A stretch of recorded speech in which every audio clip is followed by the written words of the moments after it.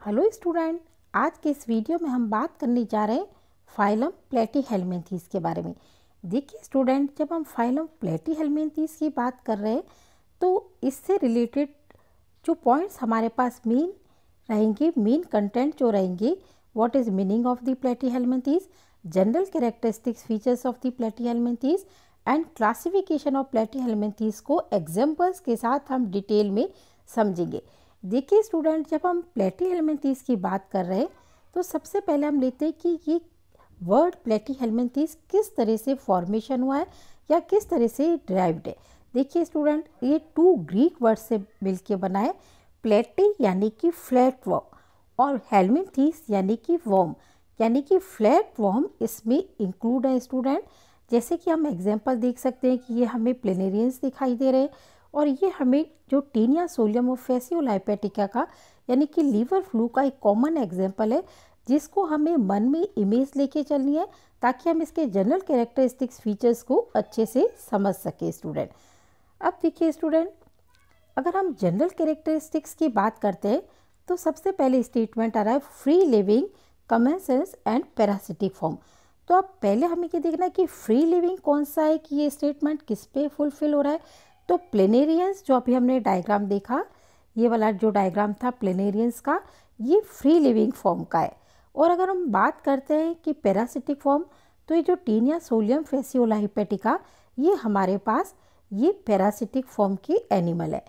और body organisation का जो ग्रेड रहेगा, अब ऑर्गन फॉर्मेशन हो चुका है।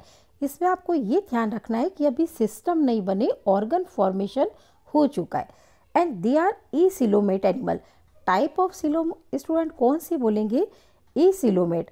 और आपको अगर इस जैसे कि हमारे पास जो डायग्राम दिख रहा है, जो बॉडी कैविटी, ये बीच में जो फिलअप है, ये मीजेनकाइमल टिश्यू या पेरेनकाइमा, मीजेनकाइमल सेल्स पेरेनकाइमल टिश्यू, इससे फिलअप है। यानी बॉडी कैविटी किस तरीके स्टूडेंट?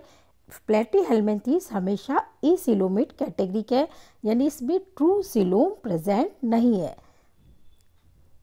ठीक है, ये डायग्राम से हमें दिखाई दे रहा है। और साथ में इसमें अगर कटिंग भी देखें तो ये जो बॉडी कैविटी है फिलअप है पेरेनकाइमल टिश्यू से, जो ई सिलोमेट एनिमल्स का यहाँ रेफरेंस दिया गया है।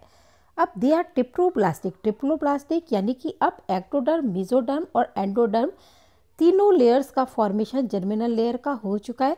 जबकि जब हमने सीलेंट्राटा की बात की थी, वहाँ पे मेसोडर्म के प्लेस पे क्या प्रेजेंट था? मेसोग्लिया। बाइलेटरल सिमेट्रिकल है, जैसे कि आपको डायग्राम से ही शो हो रहा है कि ये सिमेट्री किस टाइप की student? Bilateral type of the symmetry है, जो हमारे प्रीवियस वीडियो में लर्न कर चुके हैं।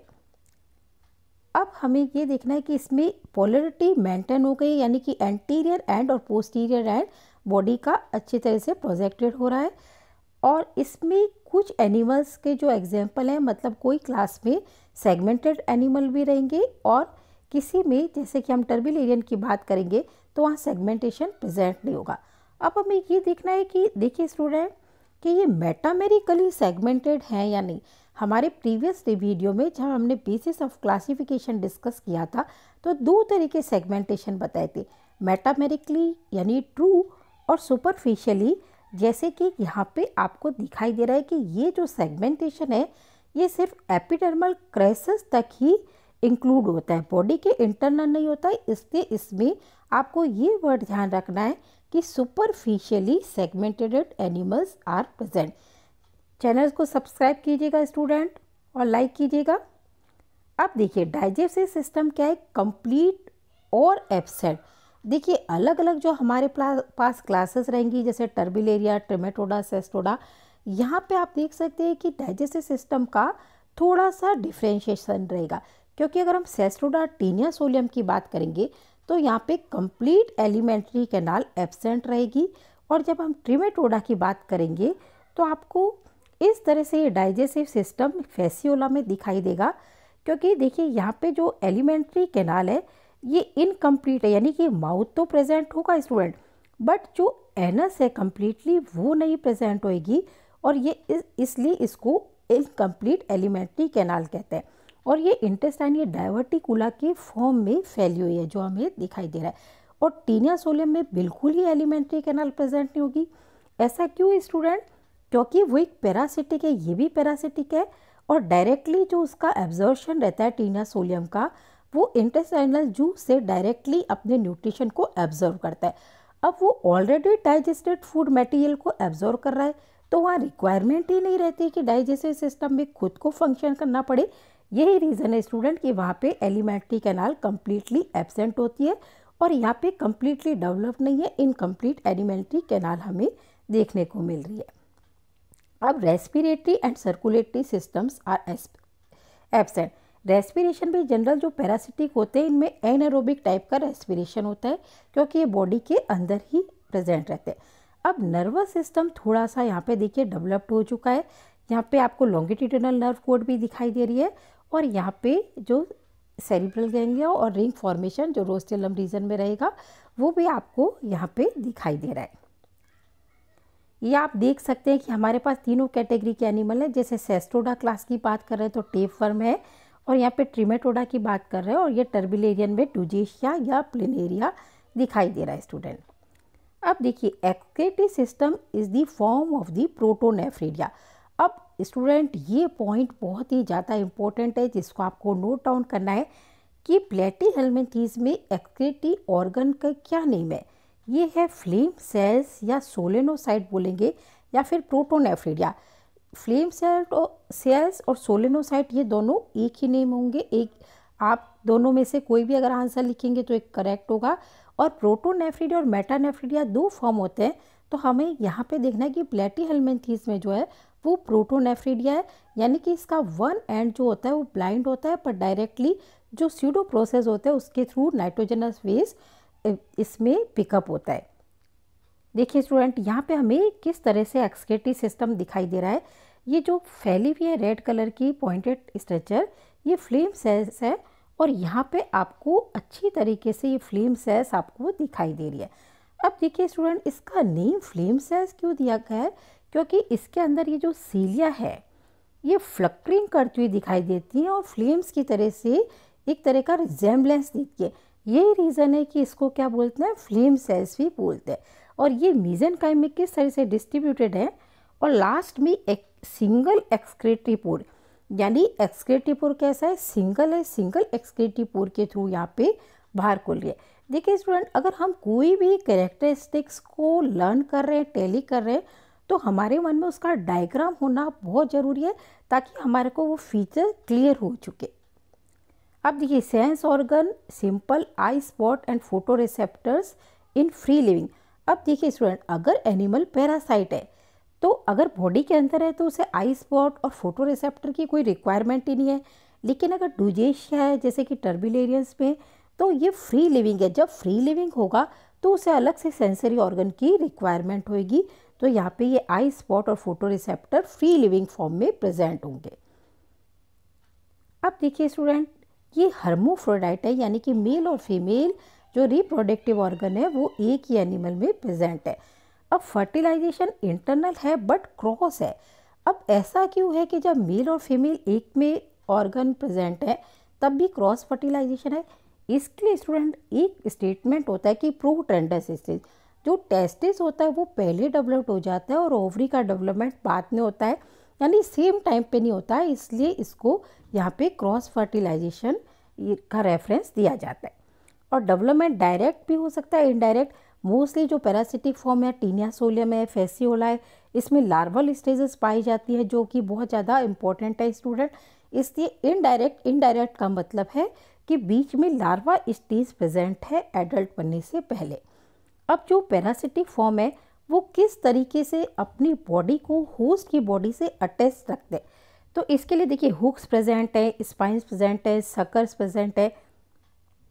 यहाँ आप देख सकते हैं, देखिए ये टीनिया सोलियम यानी टेपवर्म का डायग्राम है।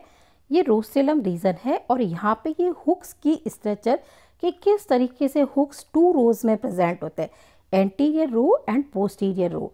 और ये किस तरीके से यहाँ सकर प्रेजेंट है कि ये अपनी बॉडी को जो होस्ट की बॉडी में इस तरीके से क्लिंग रखेंगे कि जब इंटेस्टाइन में पेरिस्टाल्सिस मूवमेंट होती है तो उस वक्त ये मतलब ये बाहर नहीं आए। इसलिए इसमें ये इस तरह का एडेप्टेशन पाया जाता है। इसको क्या बोलते हैं, पैरासिटिक एडेप्टेशन। अब देखिए स्टूडेंट, हम बात करते हैं प्लेटिहेल्मिन्थेस के आगे डिटेल क्लासिफिकेशन की।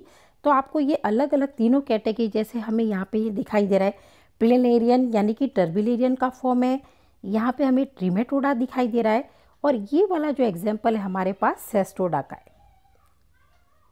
देखिए स्टूडेंट, टर्बिलेरियन की बात कर रहे हैं यानी कि डूजेशिया, जो कि हमारे पास फ्री लिविंग का एग्जाम्पल है। अब इसमें ये फ्री लिविंग फॉर्म है, और ये क्या है, मेराइन भी हो सकते हैं और फ्रेश वाटर भी हो सकते हैं। इनकी बॉडी अनसेगमेंटेड है, पर इसका क्या एक कैरेक्टरिस्टिक पॉइंट है जिसपे कि हमारे पास क्वेश्चन बन जाता है, प्रेजेंस ऑफ द रेप्टाइड सेल्स।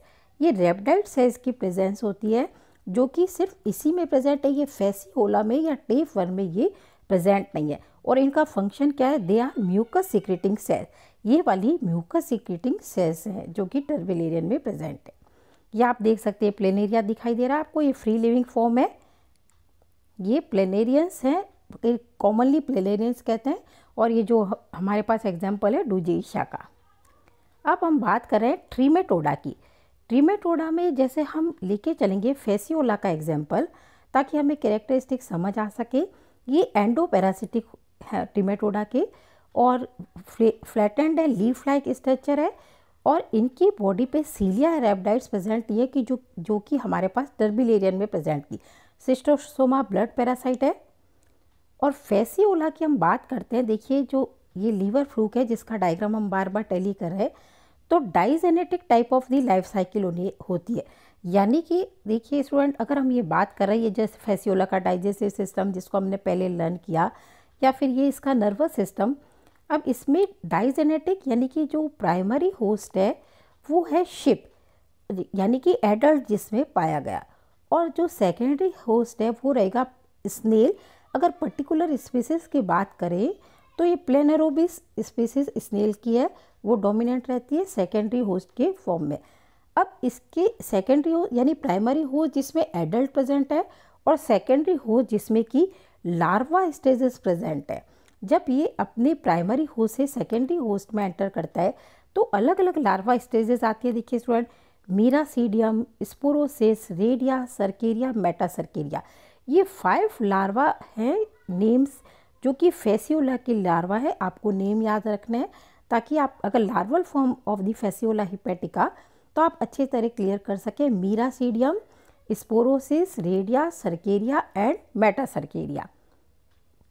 अब देखिए स्टूडेंट, यहाँ पे हमें अच्छे से फेसियोला दिखाई दे रहा है, लीफ लाइक है, डाइजेस्टिव सिस्टम है, नर्वस सिस्टम है, यानी कि ट्रिमेटोडा की बात हम कर रहे हैं। अब इसका लाइफ साइकिल देखिए, ये सारे लार्वा स्टेजेस दिखाई दिए गए इसमें कि किस तरीके से हमें यहाँ पे ये शिप दिखाई दे रहा है, सेकेंडरी होस्ट दिखाई दे रहा है, और ये मीरासीडियम लार्वा है। ये उसके बाद sporocyst, redia, cercaria, metacercaria. Metacercaria है जिसमें सिस्ट होती है, और जब शिप वाटर के पास आएगा और इसको अगर ऐसी लीव्स को खाएगा जिसके ऊपर की ये सिस्ट प्रेजेंट है, तो ये इन्फेक्शन इसके अंदर पहुंच जाएगा स्टूडेंट। तो ये हमें ध्यान रखना है कि कौन सी स्टेजेस जो कि इसकी बॉडी के अंदर प्रेजेंट है और कौन सी स्टेजेस जो कि बाहर प्रेजेंट है, और मीरासीडियम में एंटर करेगा सेकेंडरी होस्ट में। ये देखिए स्टूडेंट, यहाँ किस तरीके से ये लीव्स को जब करते हैं एंगल्फ, तो ये मेटासर्केरिया वाली लीफ को, तब ये बॉडी के अंदर इन्फेक्शन इसके अंदर पहुंच जाता है। अब हम बात करें क्लास सेस्टोडा की, तो सेस्टोडा में हमें कौन सा एग्जाम्पल लेके चलना है, टेप वर्म का एग्जाम्पल, ताकि हमें जो इसके कॉन्सेप्ट है वो क्लियर हो सके।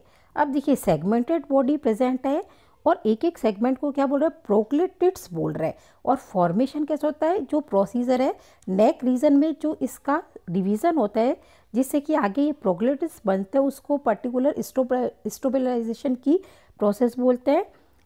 इसमें एग्जाम्पल रहेंगे टेनिया, मोनेंजिया, इकाइनोकोकस। अब देखिए स्टूडेंट, यहाँ पे हमें टीनिया सोलियम के ये सेगमेंट्स जिनको हम प्रोग्लिटिड्स बोल रहे हैं वो दिखाई दे रहे हैं। अब अगर हम चाहे बीएससी लेवल पे हैं तब भी हमें स्लाइड ऑब्जर्वेशन में भी ये अलग अलग तरह की स्लाइड्स देखने को मिलती है। देखिए स्टूडेंट, जैसे कि इसमें ये ग्रेविड है, ग्रेविड मतलब कि जब केवल एग्स प्रेजेंट है जो कि लास्ट सीजन में प्रेजेंट होते हैं, और जबकि इमैच्योर और मैच्योर, यानी कि मैच्योर जबकि मेल और फीमेल दोनों रिप्रोडक्टिव ऑर्गन प्रोग्लिटिड्स में प्रेजेंट हैं तो उसको मैच्योर बोल रहे हैं, और इनिशियली जबकि आगे वाला जो रीजन होता है वो इमैच्योर, जब तक कि रिप्रोडक्टिव ऑर्गन्स का डेवलपमेंट नहीं हुआ है, वो वाले जो होते हैं इमैच्योर सेगमेंट होते हैं। और स्कोलेक रीजन जो आगे वाला नेक रीजन, आगे का स्कोलेक्स जो कि देखिए आप यहाँ देख सकते हैं कि ये किस तरीके से स्कोलेक्स दिखाया गया है। ये रोसेलम रीजन और ये नेक वाला एरिया जहाँ की प्रोलिफरेशन हो रहा है, जिससे कि स्टेबलाइजेशन, नेक शोइंग स्टेबलाइजेशन, ताकि आगे के सेगमेंट्स बन रहे हैं। और पीछे के सेगमेंट जब टूट टूट कर गिरते हैं तो उस जो पर्टिकुलर प्रोसेस है उसको एपोलाइसिस बोलते हैं। एपोलाइसिस बहुत इंपॉर्टेंट है, वरना जो इसकी लेंथ है वो इतनी ज़्यादा बढ़ जाएगी कि जो कि मतलब बहुत ही ज़्यादा कॉम्प्लिकेटेड हो जाएगी। इसकी जो प्रोसेस होता है एपोलाइसिस वो कंटिन्यूसली होता रहता है स्टूडेंट। अब ये भी डाइजेनेटिक लाइफ साइकिल है। देखिए प्राइमरी होस्ट इसका कौन सा, ह्यूमन, और सेकेंडरी होस्ट रहेगा पिग। ये आपको प्राइमरी होस्ट और सेकेंडरी होस्ट अच्छे तरीके से लर्न करना है, क्योंकि इस पर क्वेश्चन पूछा जा सकता है कि टीना सोलियम का प्राइमरी होस्ट कौन सा है, सेकेंडरी होस्ट कौन सा है। और लार्वा का जो नेम रहेगा वो ब्लैडर वर्म या सिस्टीसर्कस लार्वा यहाँ पे रहेगा। देखिए आप ये देख सकते हैं कि किस तरह से हमें प्राइमरी होस्ट दिखाई दे रहा है, ये सेकेंडरी होस्ट दिखाई दे रहा है, ये लार्वा सिस्टीसर्कस दिखाई दे रहा है।